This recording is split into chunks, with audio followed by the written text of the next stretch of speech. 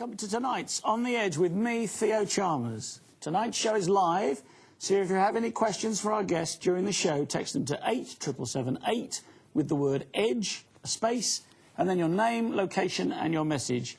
And we'll try to pick up any that really hit the mark. They're all charged at standard rate, so why not get texting? In tonight's show, I'll be talking with two fascinating guests on the subject of press freedom and the growth of what many are calling an oppressive police state. Live in the studio, we've got Sally Murrer, who was strip-searched, humiliated and dragged through the courts with a £1 million police case against her for simply doing her job as a journalist. I've also got Tony Gosling, who's Vice Chair of the National Union of Journalists in Bristol and is on both the NUJ Ethics Council and their New Media Council. What a show we've got tonight. Welcome to you both. Hi. Hi. Sally, if I may, I'd like to start with you. So, if you can just give me a little bit of history of yourself, how you got into journalism, what it meant to you to be a journalist and that kind of thing. OK, well, I got into journalism by default, really, because I couldn't do anything else. When I was nearly 17, worked for one local paper in Milton Keynes and have maintained a base in Milton Keynes ever since. Done a little bit of magazine work. Used to run, or help run and own an independent paid-for paper called the Milton Keynes Gazette, of which we were terribly proud, and hopefully some of your viewers will remember. And I have been a local journalist for 33 years now, part-time for the last 21 years, and it means a huge amount to me to keep local people informed and to tell them the truth. OK, and presumably you had ways of getting stories, apart from just going out and asking people things. What sort of ways were they? How would you find out about things that were happening? Well, we do a lot of going out and asking people about things, actually. But over the years, you develop contacts, people who trust you and you trust them. And these could be on parish councils, the local authority, police, of course, very important route. One of the most important things to a journalist in years ago was to develop police contacts. We were sent as young reporters every morning to Bletchley Police Station in Milton Keynes to drink coffee with the duty inspector, have a chat. They would say, well, we really want you to publicise this. Off the record, don't say this, don't say that. And we had a superb relationship, almost a symbiotic relationship in those days. And was this an informal relationship? You weren't dealing with the media department of the police, were you?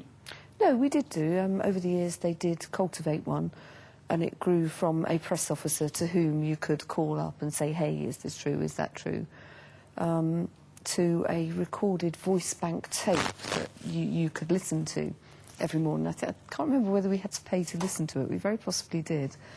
And then it developed to a really inaccessible zero tolerance to the press system, which Thames Valley and other forces seem to demonstrate today. When did that start then, do you think? Probably in the past decade. So since Tony Blair came to power? Yeah. OK, so suddenly they didn't want to talk to the media anymore. What were they afraid of, do you think? I really don't know. From a local news reporter angle, I really wasn't going to blow the lid off anything terribly controversial. I guess it was a national policy rolled out to local forces and local papers. It seemed that police just wanted to keep things closer to their chest. That if anything went wrong, they really were scared of it being exposed, and people who did expose it were not treated very kindly at all. There's been various books written about it, some of which you might hear about tonight. I think I've got a few here, which I think you have. We'll come to you in a moment, Tony, but I just wanted to get on to... So about 10 years ago, or thereabouts, you started losing the direct, overt contact with the police. So what did you do to remedy that? And what do other journalists do all over the country? Journalists generally found that the press office would be less and less sympathetic. And so I did as I always had done. I carried on having drinks with the policemen who had become my friends over the years, ringing up.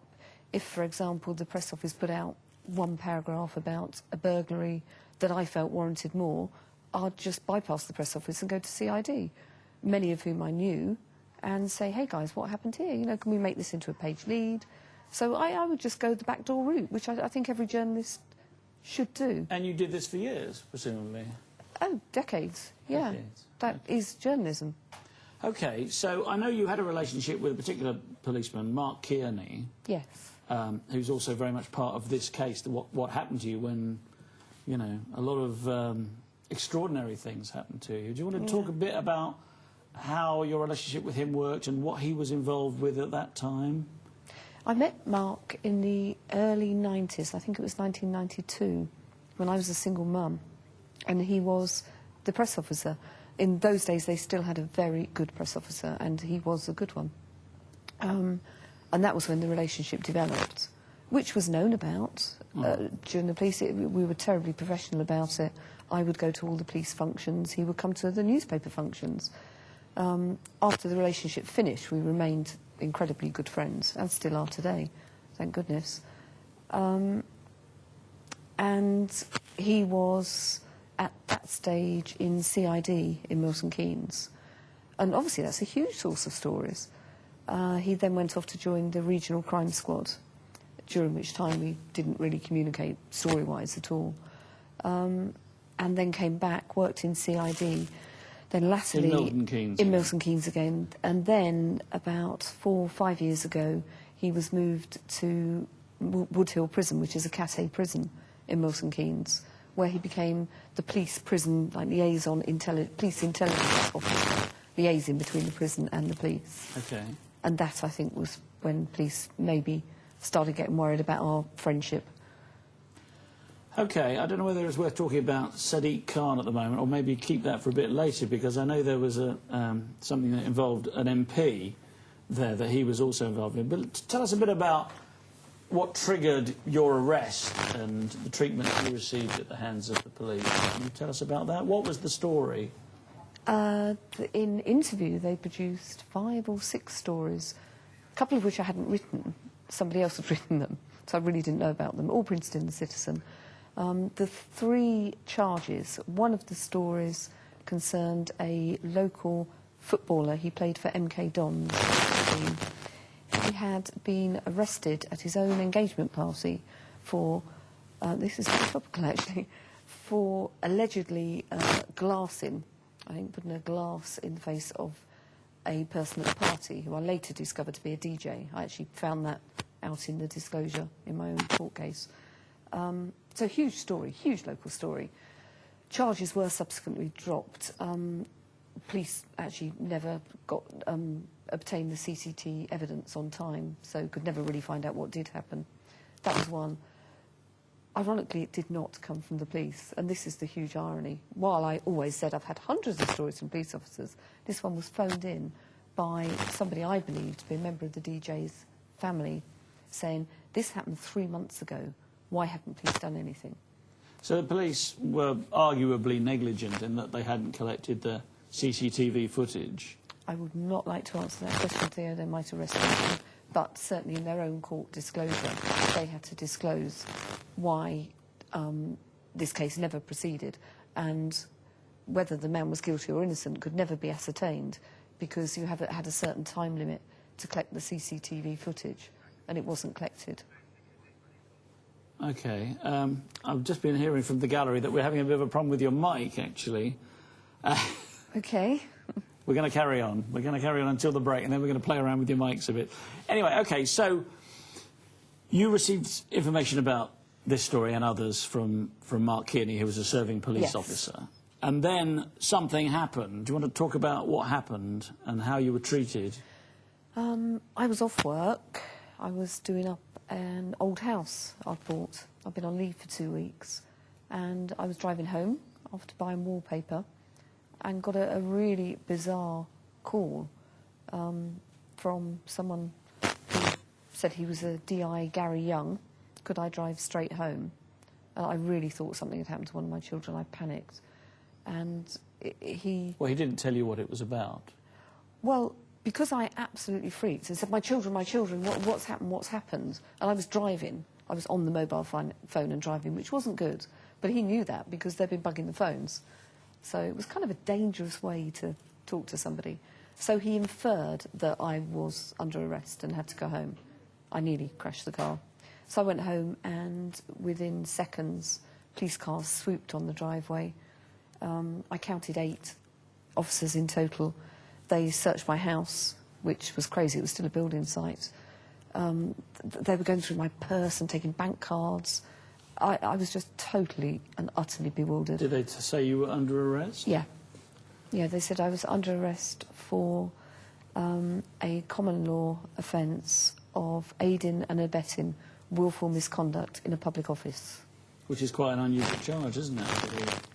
Well, I thought I'd heard of it. I thought it was something to do... There's a very similar charge, and again I think it's an ancient common law, and it's for doing something a bit naughty in a park or public place. And I remember it about 30 years ago from Magistrates' Court. So I really thought they were arresting me for... And I was saying, no, I'm nearly 50. I don't have the energy. You weren't dogging in the park then? Yeah, well, I think I did say dogging, actually, yeah. And I was saying, no, I don't do that. You know, I really... Even if I wanted to, I wouldn't have the energy. I'm too tired. OK, so what happened next then, Sally? They said they wanted to talk to me. So I thought, fair enough. I thought we'd go to Milton Keynes or something. I was a typical arrogant journalist. I thought there's been a tremendous mistake. I can obviously explain. They put me in a car and took me to Banbury, which was about an hour and a half away. And I was still worried about getting back to collect the children from school. They put me in a cell, and I sat there and sat there. They did a DNA swab, fingerprints, photographs, and I really didn't understand. I couldn't make the connection between this charge, which I still wondered whether it was dogging in the park, and my job. Honestly, I didn't have a clue why I was there, what was happening.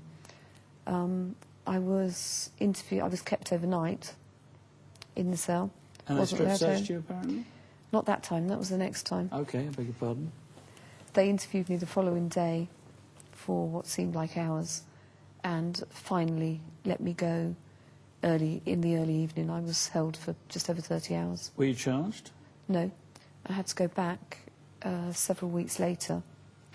That was when to be interviewed again, and they proceeded that interview with the strip search. Why did they think that they needed to strip search you? Did they think you were carrying a recording device or something? Did they say?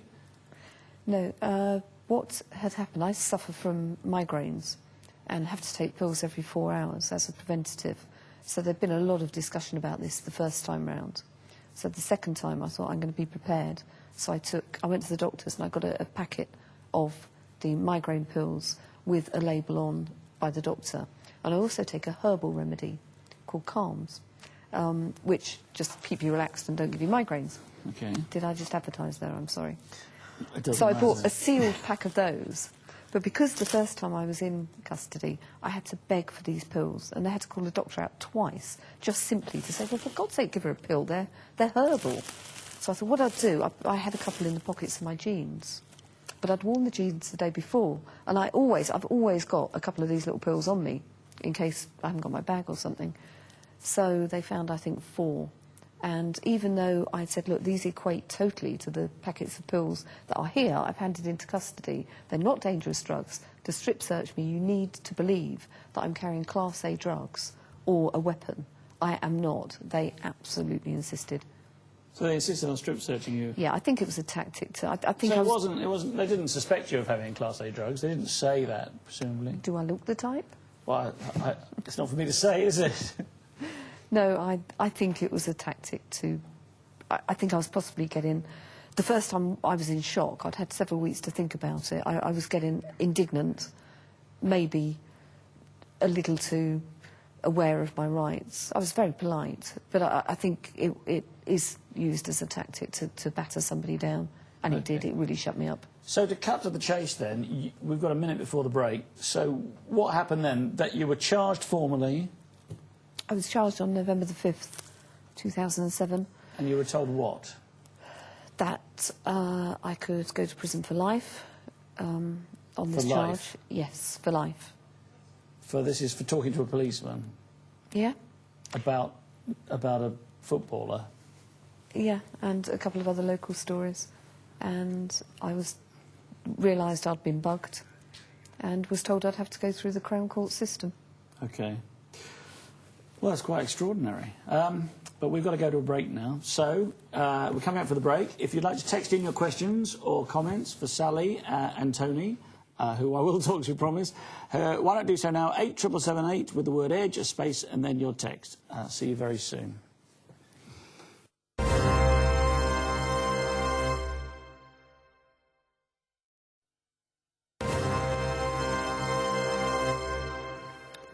Welcome back to On the Edge with me, Theo Chalmers, and my special guests, Sally Murrer and Tony Gosling. We've heard how Sally Murrer was arrested and told she'd be locked up for life for talking as a journalist to a policeman. I'm going to go to Tony Gosling now, who works for the NUJ as Vice Chair in Bristol. They're also on their Ethics Committee and on their New Media Council. So, Tony, is this common? Well, I think the story we've heard from Sally, unfortunately, is something which is becoming more and more common.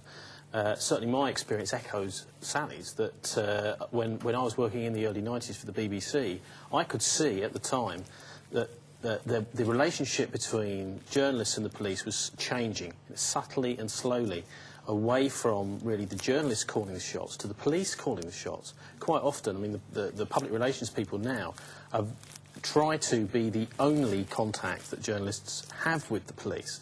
And the initiative is left to individual journalists to build up contacts outside work, even. You know, so that is actually often quite a difficult thing for the journalists to do, to go round the press office.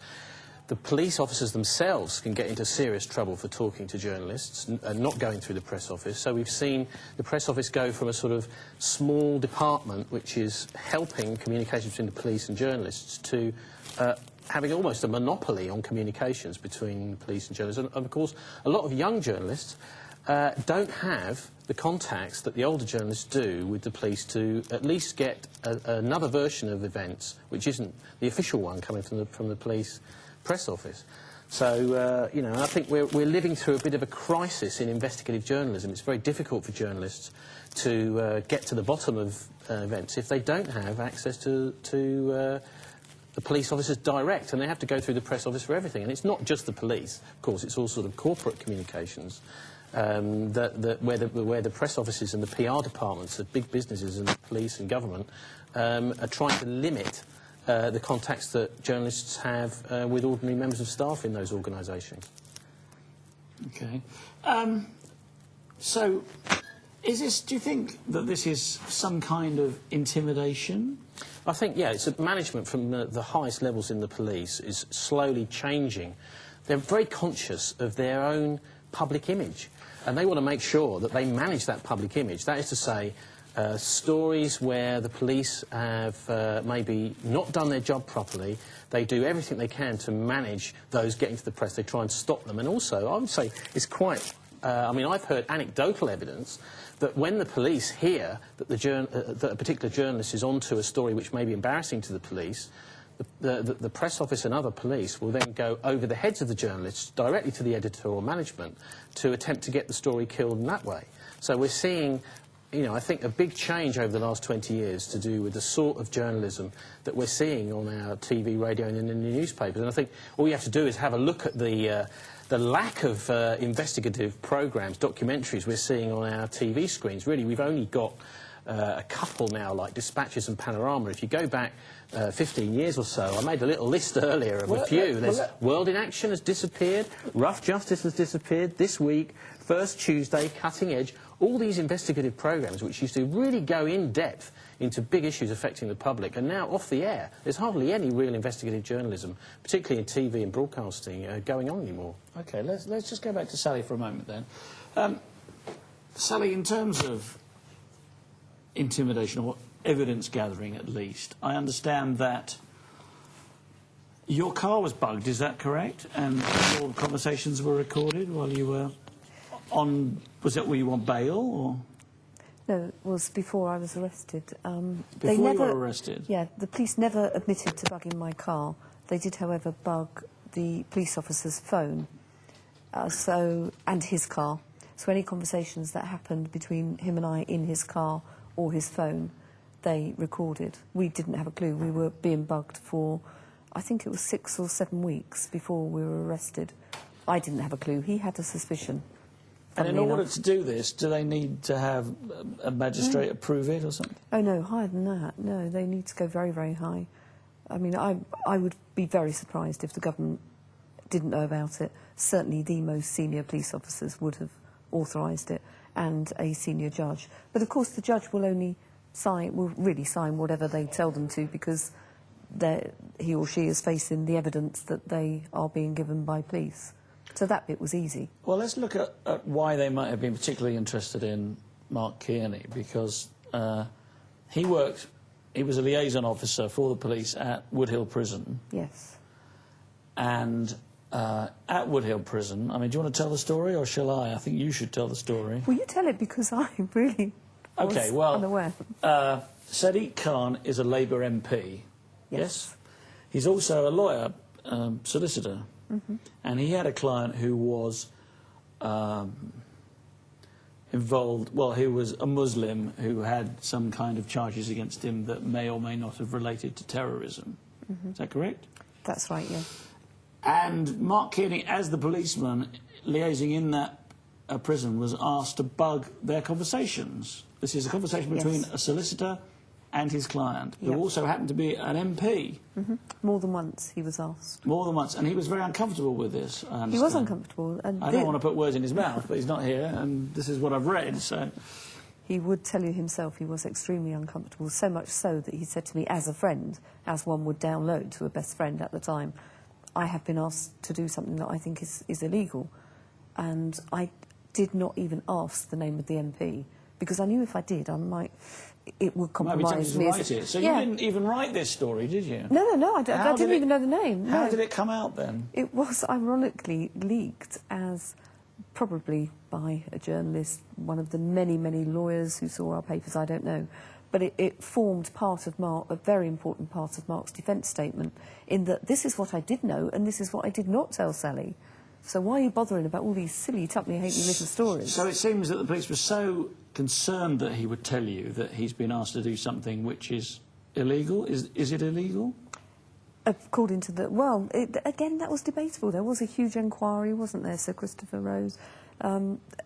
Surely it must be illegal. It was against the Wilson doctrine. A confidential conversation between a lawyer and his client, surely, let alone an MP. One would have thought so. I don't think any action has ever been taken. But, yeah, and he did do it more than once, according to his defence statement. OK, let's go back to Tony for a second. So, Tony,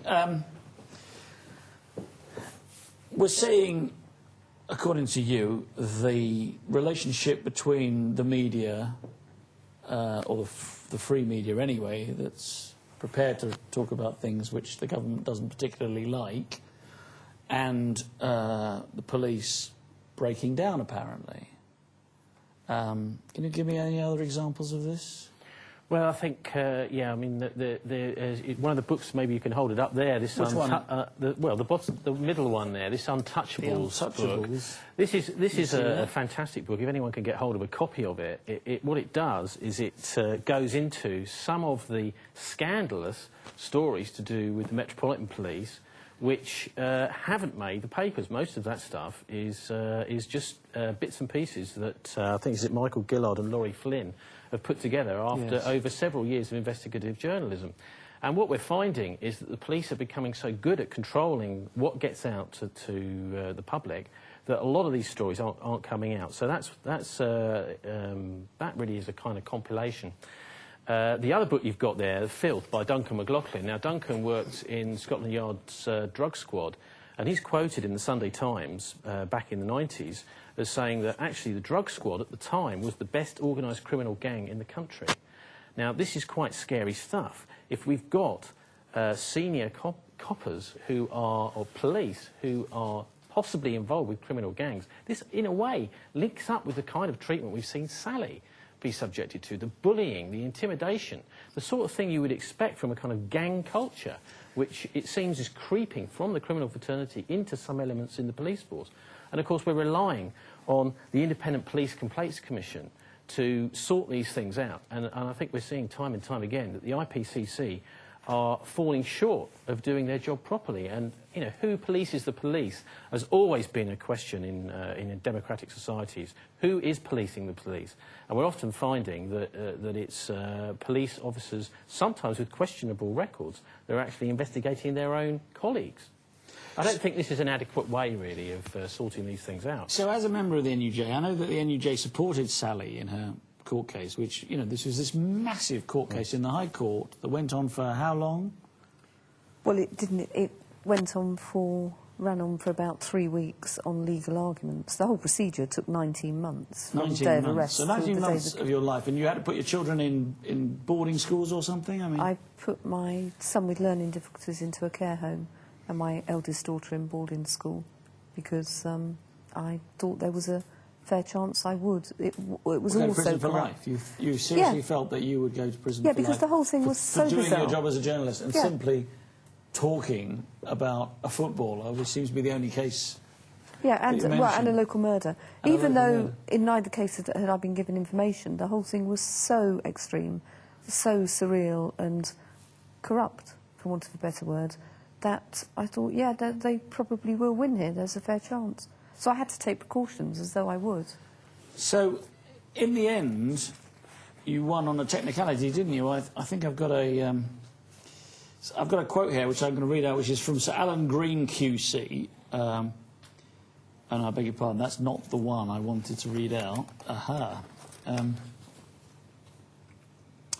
Yeah, it says this is from Gavin Miller QC. He was your brief, I understand. He was fantastic, yeah. And he told the court the measures used by Thames Valley Police against Sally Murrer are familiar in authoritarian states where the police are used to discourage the media from reporting on issues of public interest using confidential sources. Thankfully, because of Article 10, and we'll get to that in a minute, they are almost unheard of here. This case is sadly a rare exception. They even had a name for your operation. It was Operation Plaid, aimed at trapping Mr. Kearney and any journalist he might have spoken to.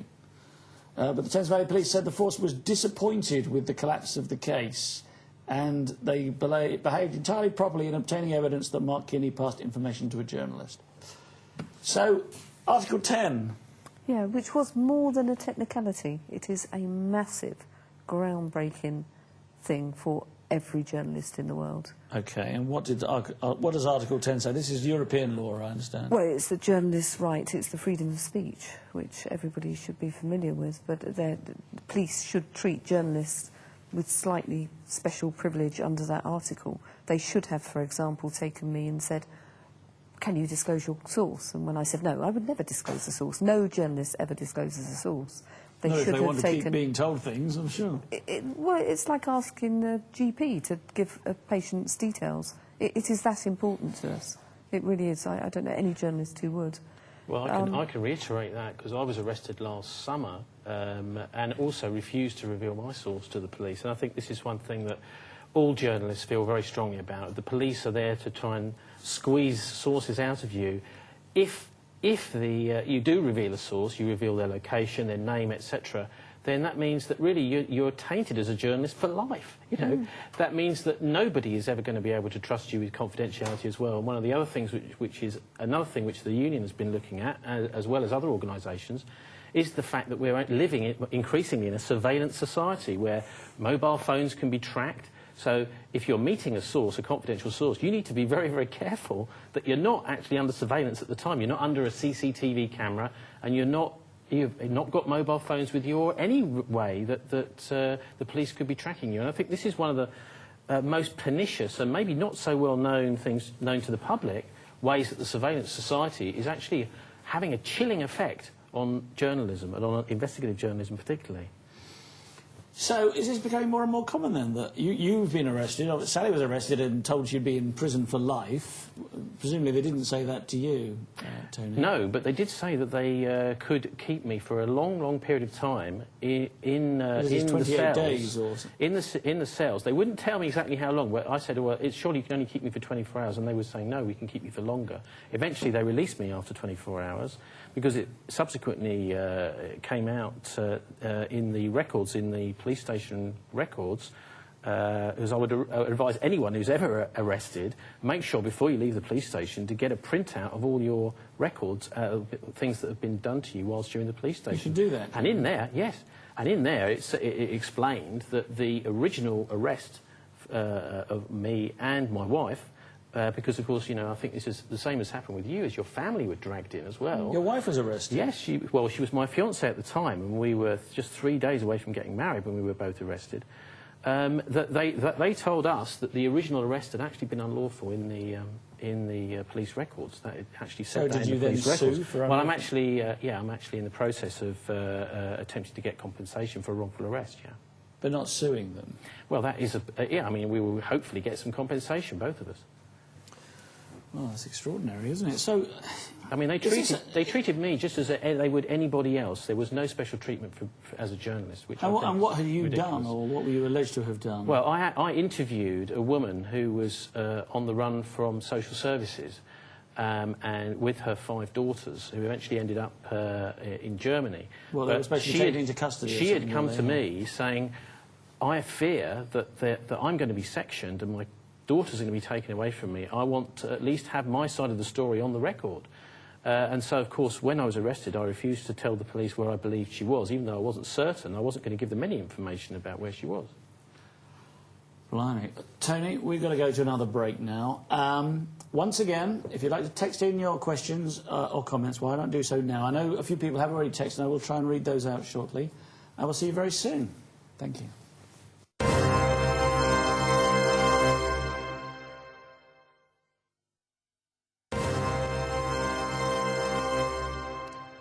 Welcome back to On the Edge with me, Theo Chalmers, and my special guests, Sally Murrer and Tony Gosling.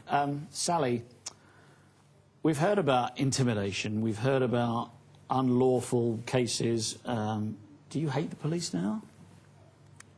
Not at all. I never have. I have known hundreds of police officers, and they are great people. The vast majority are really decent people who care passionately about the job which they really should be doing instead of prattling about with journalists like us, and that is keeping the streets safe and arresting criminals. I don't like professional standards much at the moment because they're the people who arrested me. Professional standards? Is that a division of the police then? Yes, they're the people who police the police. OK, and perhaps they've got another agenda, do you think, in terms of journalism? I mean, we see both my guests have been arrested, and I know you know of other journalists who've been arrested.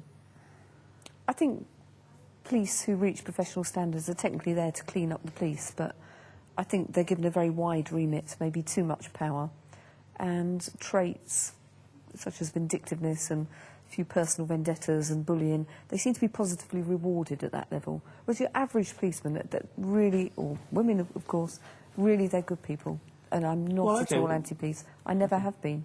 Well, I'm delighted to hear that. I mean, and that, you know, they're not all bad apples. And I didn't think that they were, but it's good to hear you say that. My experience as well. I'd echo Sally's comments, because I think what's happening is there's a culture of impunity developing in some of the higher echelons of the police, where it seems that there is, because they're the people who are actually doing the investigating of the police, they can almost do what they want, because if they're investigating themselves, they're going to let themselves off. So we've got a kind of, I think, quite a serious problem there. Now, the whole IPCC, Independent Police Complaints Commission, a few years ago was completely overhauled, and we were told that it was going to be far more independent, far more open. Actually, I think what's happened is the opposite. And the other thing is, if you go back to the 1990s, and this is on the record in the House of Commons committee, where Sir Paul Condon was talking to them, he actually said, and this is on the public record, that there are in Scotland Yard between 100 and 250 corrupt officers, and that because they're so good with their legal cases and they've got massive backup from lawyers, that actually there was nothing that he, as the Commissioner, could actually do about it. So I think we've got pockets of corruption, but I don't think that people should see the whole of police as corrupt by any means.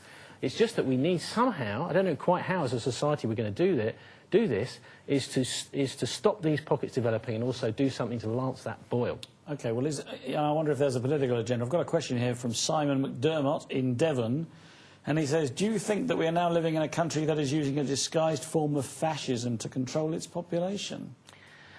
I don't think so, but I think what's happening is we're moving very slowly. It's like the old analogy of if you boil a frog slowly enough, the frog will. But if you drop it into a pot straight away, it will jump straight out. So what's happening is, I think, a kind of creeping form of a police state, very slowly. So I mean, I think if we don't do anything about this, then our correspondent there could be in the next few years could be closer to the truth. Yeah, there's a question here. I probably would be careful about reading this out about the drug squad in Manchester in the 70s, who apparently were quite heavily involved with the activities they were policing.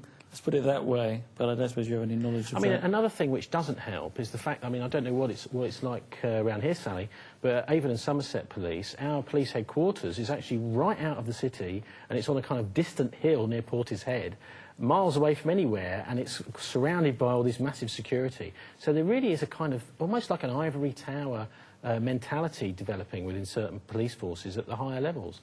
I mean, obviously the police on the ground aren't subject to this, but I think it's important that the police are seen to be quite close to the community and in touch with their community. And it seems that the opposite is happening. Well, OK, Sally, while your case was going on in the High Court, there was a very well-documented raid on the office of Damien Green, a Conservative MP. Do you think there was a link to your case? Because this is before it was thrown out, wasn't it?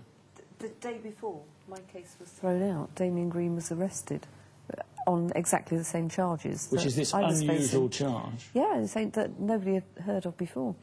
I will never... I've asked myself that question. Journalists have asked it publicly in all the biggest national papers. We'll never know. It was either the worst piece of PR that the government ever did, because they would have been aware of my case crumbling before their eyes. But would they have known by that moment that it was crumbling? Would they have thought... Because they didn't know the judge was going to throw it out, did they? Yes. On the Tuesday, it was pretty obvious. My case was thrown out on the Friday. On the Tuesday, it was obvious it was just crumbled under the human rights legislation. And it was the Thursday that Damien Green was arrested. Do you think it was another effort at intimidating? If you look at the...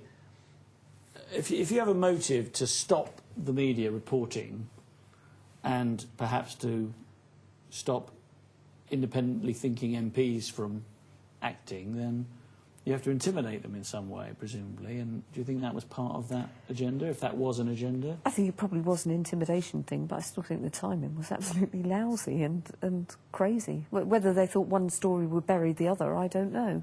Or whether they'd just all get it over in one foul swoop. But that seems to be still going ahead in some sense, doesn't it? It's still bubbling, yeah. I think the civil servant, Christopher Galley, is due to answer his bail, certainly by the end of January.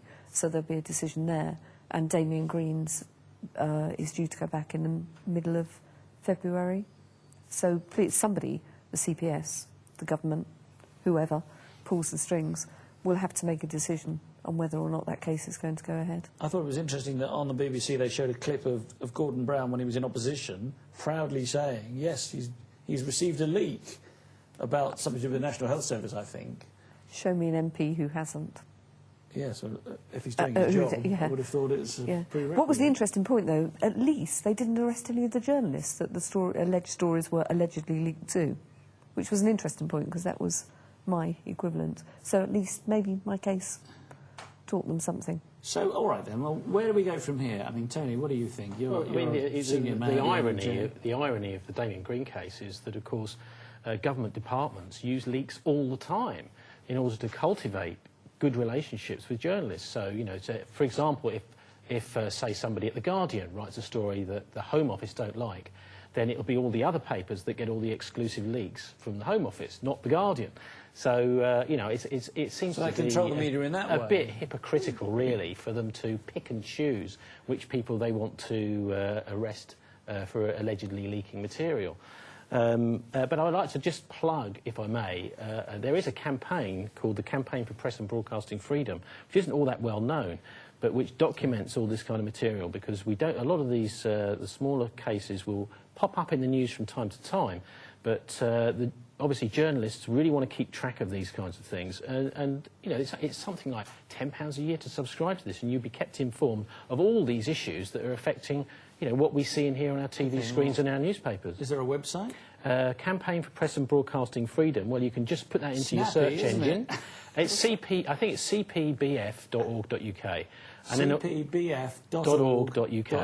And there's also the Press Gazette magazine, which anyone can subscribe to, and our own union magazine, Journalist, which anyone can subscribe to as well. If people are interested in these sorts of issues, you know, you can keep track of them during the year by getting those magazines.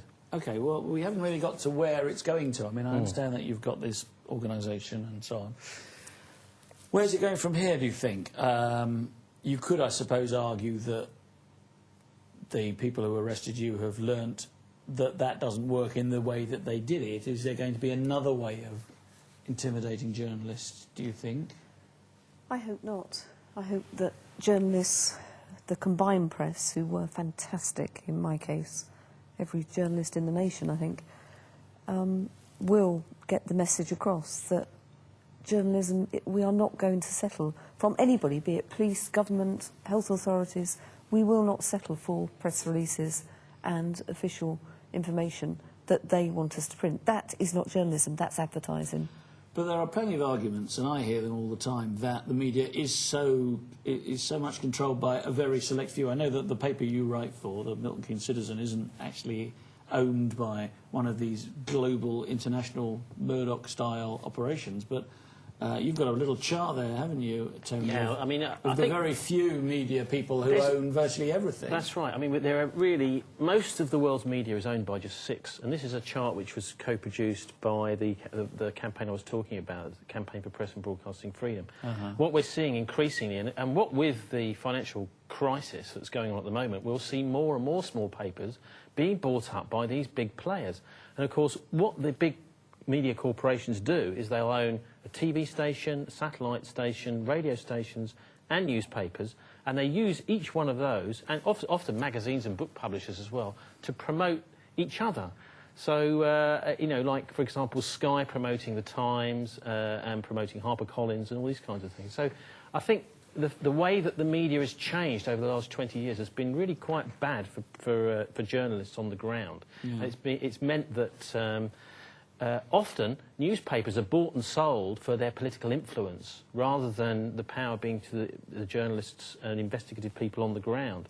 And, I mean, we've seen, for example, with Conrad Black, who was the owner of the Daily Telegraph, yes. Now in jail in the United States. He was one of those people, it seemed, that was using his press power for, you know, for a bit of political influence. And we don't want to see our broadcasting channels and newspapers being just bought and sold on the open market for a bit of political influence here and there. Well, I read today that the Evening Standard is possibly being bought by a former chief exec or high-ranking member of the Russian KGB who's a billionaire. Now, I wonder how a man in the KGB could become a billionaire.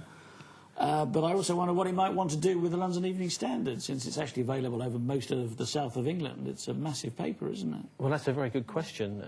I think what we need to see is more plurality. And, of course, you find that on the internet with blogging. I mean, for example, at the moment with the tragedy that's going on in Gaza, one of the only ways that you can get news out of there is not through the main news channels, it's through some of the blogs. And I think, you know, if you just put on Palestine blog into your search engine, you'll find there's a lot more information there than we're actually getting on the television and in our newspapers often. Yes, it is a bit worrying. I mean, I know a lot of media does state that it's impartial, but actually if you analyse the way that they describe the parties involved, the terms that they use for some of them seem to be less... sympathetic than others. Well, one of the ironies, of course, in the situation in the Middle East is that we've got George Galloway, MP, who's been one of the key people organising some of the demonstrations in London, and he's actually very knowledgeable on the history of the region, but he's hardly had any appearances talking about it on our news programmes on the television or radio. Well, although he's got he's got his own radio show, which is on Friday and Saturday evenings on medium wave. But, you know, he's not invited on as a guest, which is a great pity. And someone like Robert Fisk as well. We hardly see him at all on the television, even though he's one of the country's leading experts in the region. OK. Well, you know, these are all causes for concern, aren't they? Yeah, so I think, you know, we always, and certainly as a union, we're always calling for plurality. That is to say, as many different views as possible. And certainly balance. So that's maybe extreme views of both sides, but at least then, you know, the viewer or the listener or the reader can make their own mind up about the subject, and that's good professional journalism. OK, well, do you think there is hope? I mean, you've talked about the lack of television documentary programmes, that there's hardly any left, that alternative voices aren't being heard, apart from here on Edge Media TV, that is, that there clearly has been some efforts to intimidate journalists. It's not all bad news, is it? Is there some hope, Sally, in the last minute? Well, I'm pretty scared now. I'm too old and too scared and too browbeaten. I hope there's some whole lot of younger, braver, more campaigning journalists who will fight the good fight, as Tony says. So in your case, they've won, haven't they? Are you saying that? I mean, you are still a working journalist. For the time being, yeah. They may have won against me, but I think they have a whole new force of journalists to contend with. I mean, I was recorded, for example, by the BBC for a documentary on the London bombings, but the lawyers, the lawyers then stepped in and said, "Oh, we can't broadcast it." At the same time as a report by the Intelligence and Security Committee into the intelligence failings by MI5 and MI6, who've been following these guys before, and was also stopped, shelled, and that hasn't been published either because of an ongoing court case. But I actually am quite positive about all this. I think what has to happen is people be a bit more proactive about where they get their news from. And if you go out there on the internet, have a look at websites like, for example, English language digest sites like whatreallyhappened.com, you'll find there's actually some fantastic stuff out there. But you can't expect to be spoon-fed it anymore, I'm afraid. All right. Tony, Sally? That's all we've got time for. Thank you to everyone for watching our show and for those who texted, and thanks to my very special guests, Sally Murrer and Tony Gosling. If you've enjoyed this show, please tell all your friends. Next week we'll be back with another exciting show that might even change the purpose of your life. Until then, remember, they're watching you, watching us, watching them. Cheerio.